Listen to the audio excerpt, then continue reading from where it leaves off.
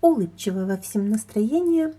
Начинаю с именного длинноухого зайчика. Он будет у меня в таком вот ярком сочетании цвета. Зайка будет розовый, номер 36, и кофточка будет 89, очень красивый лавандовый. Выбор заказчика. Зайка в кофточке именной, буквочка В, фетр белый. Все согласовано с заказчиком, поэтому что получится, вы уже увидите через секундочку. Покажу зайчика очень быстро, на нем долго останавливаться не буду. Зайка практически готов. Сейчас я ему вяжу кофточку. Кофточку вяжу прямо на зайце, на готовой игрушке. Вот так это выглядит. Здесь я уже сделала разметку для кофточки. И еще немножко времени, и зайчик будет готов. Итак, зайка готов. Вот так он выглядит. Замечательная игрушка. Все на месте. Бирочка, медальончик, светлая буквочка, замечательное сочетание цвета. И такие зайчики в любом сочетании цвета смотрятся замечательно. И этот зайчик у меня по месту. Когда я отправляю по почте, это коробка бумага. Если я отдаю из рук в руки, как сейчас в своем городе, то для упаковки я использую обыкновенный бумажный пакетик. Ну, если, конечно, нету пожелания упаковать игрушку в коробку. Коробка за отдельную плату, а пакетик идет в подарок к зайцу. Этот зайчик у меня идет в пакетике. Ну, все точно так же. Пакет, бумага. Бумагу я выбрала такую, практически под цвет зайчика.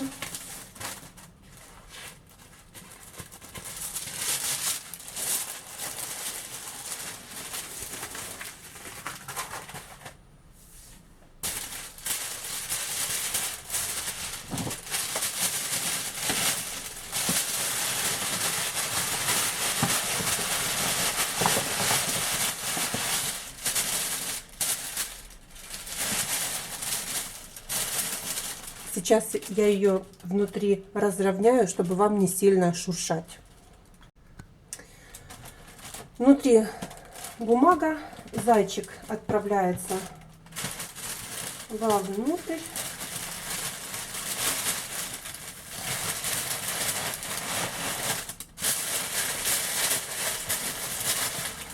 И все как при обычных посылках.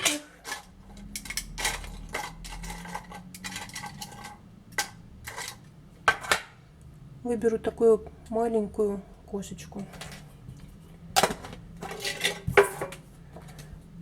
Карточка и прищепочка. И в таком виде зайка отправляется к своей новой хозяйке. Так я упаковываю, когда игрушку передаю из рук в руки в своем городе по месту.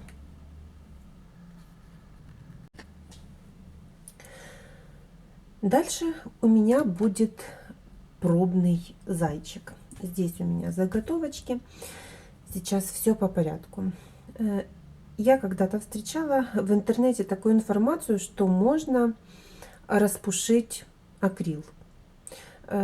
Картопу Флора вряд ли удастся распушить, потому что Флора, она плотная, скрутка хорошая, нитка плотная. А вот картопу Гонку вполне можно. Она рыхлая, мягкая. И у меня из остатков была и Флора, и Гонка, и Флора. И я решила попробовать связать зайчика и распушить его вот такой липучкой.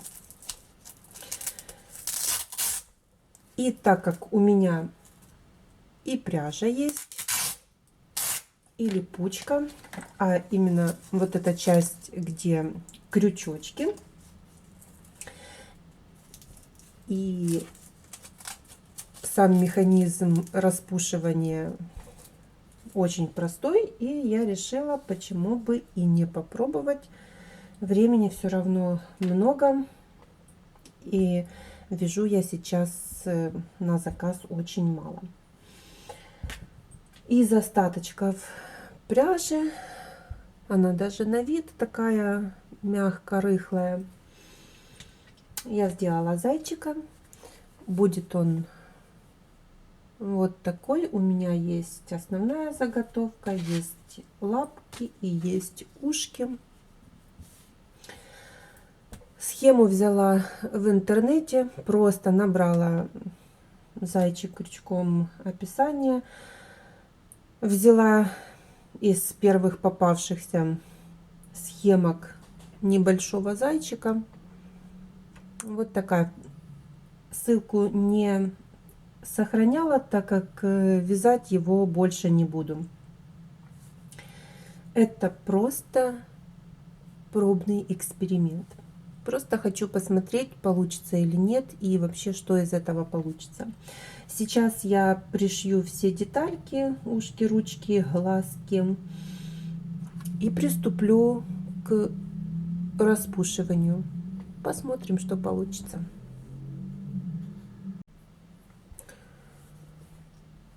Вот такой зайка будет, совершенно простой. Захотелось попробовать чего-то абсолютно другого. Если честно, я не планирую вязать пушистые игрушки. Вспомнила, что такую информацию слышала, и решила, почему бы не посмотреть, а вдруг действительно будет хороший результат. Хотя, если честно, я очень сильно сомневаюсь.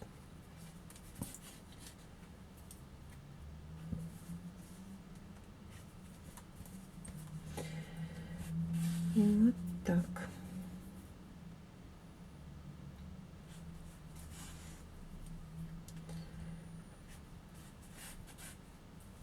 Хотя я планировала для эксперимента связать игрушку поменьше.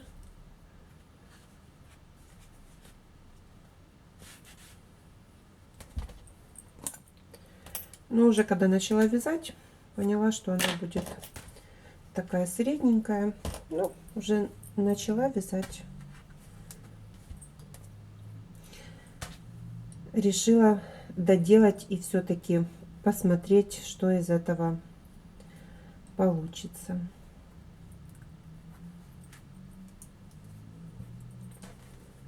Так.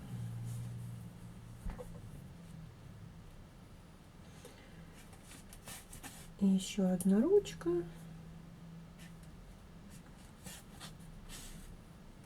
И посмотрим.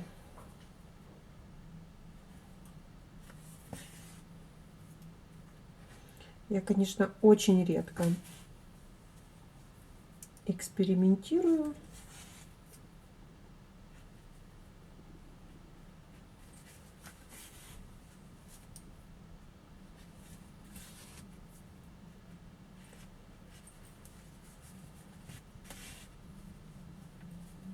Вот, все.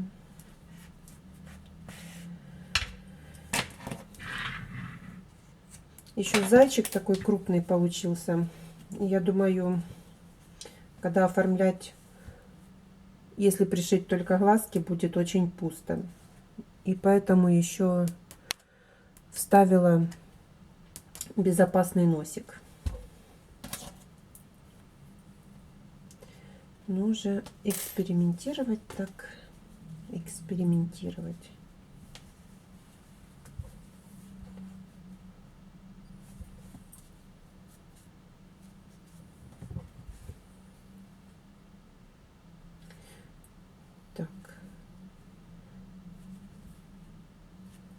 все-таки. Думаю, какие ушки оставить, сложить их, чтобы поменьше были. Или чтобы шире. Наверное, все-таки пусть они будут поменьше, поизящнее. Сейчас все пришью, оформлю и приступлю к самой интересной части. Хотя можно было взять и просто связать, например, шарик, кружочек небольшой и попробовать распушить, уже было бы понятно. Но я об этом подумала только сейчас. Можно было бы и не вязать целого зайца. Ну,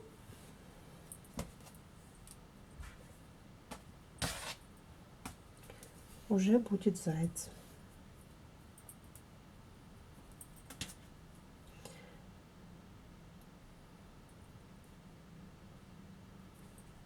Белым цветом, потому что у меня осталось только белая пряжа акриловая. Все остальное я раздала, раздарила. И поэтому заяц у меня белый. Потому что только из акрила я вяжу ангелов. И белую пряжу оставила на тот случай, если мне придется что-то вязать такое, ангелочка какого-то.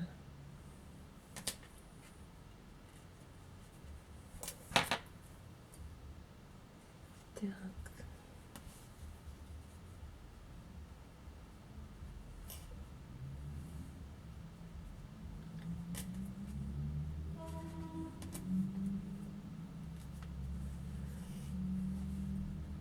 Вот так. Ой. А нет, все ровно. Ну, как по мне, ничего так, миленький зайчик. Сейчас пришью ушки, глазки и все. И попробуем, что же из этого получится. Если честно, на прям хороший результат я не рассчитываю, потому что, во-первых, пряжа сама по себе не для этих целей. И в интернете у девочек были пуходерки для начеса. У меня только липучка, поэтому прям, чтобы сильно его начесать, я думаю, не получится. Ну, посмотрим. Посмотрим.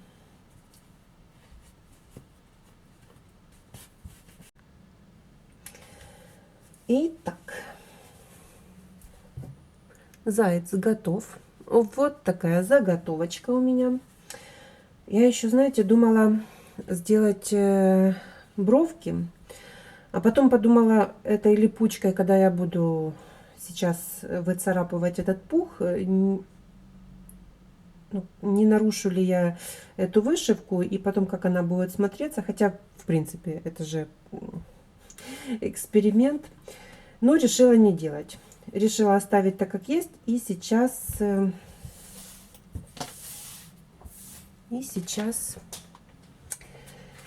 приступим к напушению зайца. Заяц, ты готов? Был бы себе заяц и заяц, да? Так. Ну, давайте. Интересно. Наверное, жалко мне зайца теперь. Давайте со спинки начнем.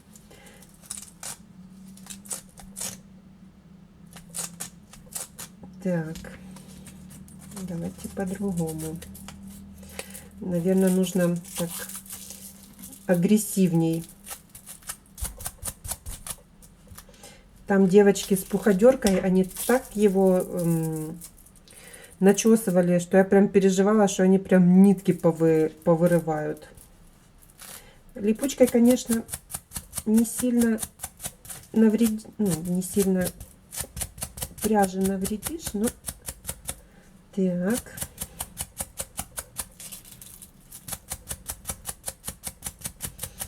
Ой, господи, так, активнее.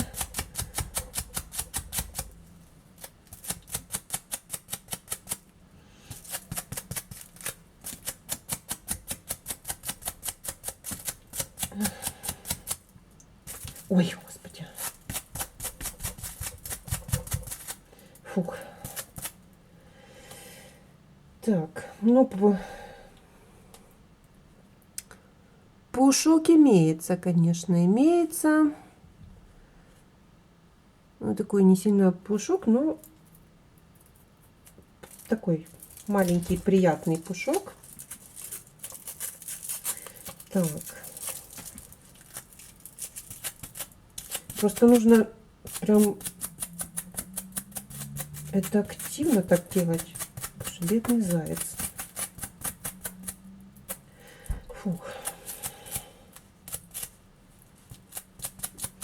Ой, я вот это подумала сейчас. Ну, хорошо, в этих местах, где большая площадь, нормально. А, например, там, где ноги, как это будет выглядеть? Ой.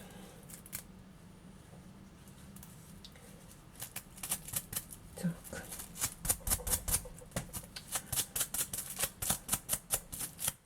Так. Фух. Ой, затеяла я такое непонятно трудоемкое. Может, конечно, если пуходеркой было бы быстрее.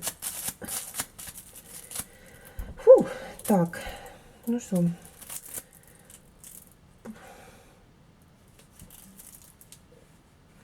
Пушок имеется, но я... Ой, ладно, давайте лапы попробуем. Да, хорошо, что я не пришила им, не вышила бровки, а то я бы липучкой по-любому их бы выцарапала оттуда. Так. А и с этой же стороны тоже нужно. Так, заяц, держись.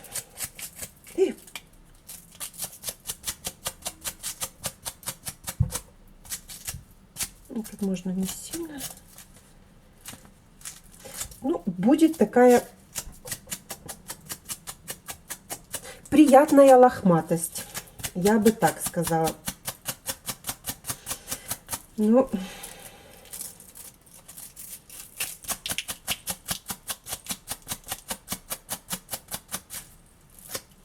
так. Фух, боже, я устала уже. И заяц, наверное, тоже устал. Так. Не сильно мне, конечно, нравится процесс.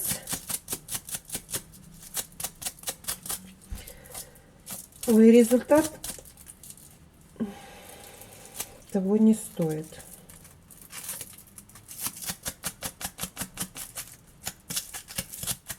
Ну, уже доделаю и посмотрю, что получится. Хотя будет маленькая пушистость, но эта пушистость не стоит тех усилий. Ой, я так сильно жмякаю этого зайца, мне не очень нравится. Так.